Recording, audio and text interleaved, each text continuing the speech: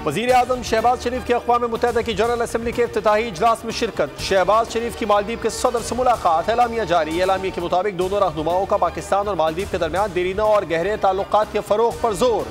वज़ीर आज़म का तिजारत, सयाहत, तालीम, सरमाकारी और मौसमियाती तब्दीली के शोबों में ताउन बढ़ाने के आज़म का इआदा। पायदार तरक्की को फ़रोग़ देने के लिए अवामी रवाबित और बाहमी ताउन की कोशिशों में इजाफे। अमन के लिए मिलकर काम करने पर इत्तेफाक।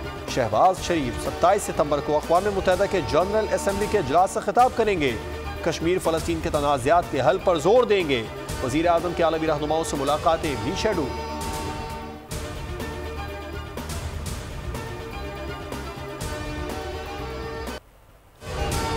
गजा के शहरी और यकमाली होलनाक सूरत हाल से गुजर रहे हैं। गजा में सूरत हाल खराब, मगर सिफारती हल अब भी मुमकिन है।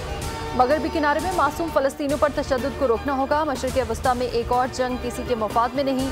अमरीकी सदर जो बाइडन का UN जनरल असम्बली से खिताब। कहा, लबनान की सूरत हाल का भी सिफारती हल निकालना होगा। यूक्रेन में पुतिन की जंग नाकाम हो चुकी है।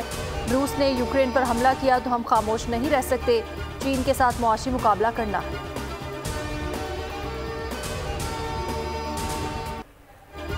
गजा को मुसलसल खौफनाक सूरत हाल का सामना है। दुनिया तूफान की जद में है। हमें ऐसे चैलेंजेस का सामना है जिनका हल निकालना है। कशीदगी और तशद्दुद बढ़ने से लबनान भी जंग के धाने पर है। अक़वाम मुत्तहिदा के जनरल सेक्रेटरी एंटोनियो गुतेरेस का जनरल असम्बली के इजलास से खिताब। कहा, फ़लस्तीनियों के खिलाफ इज्तिमाई सज़ा बिला जवाज़ है।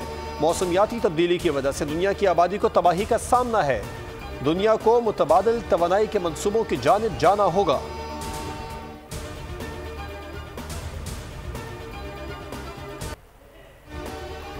गजा को दुनिया का सबसे बड़ा कब्रिस्तान बना दिया गया।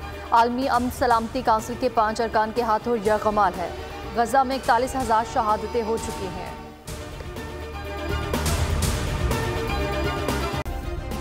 सब्सक्राइब करें और बेल दबाएं ताकि कोई खबर रह न जाए।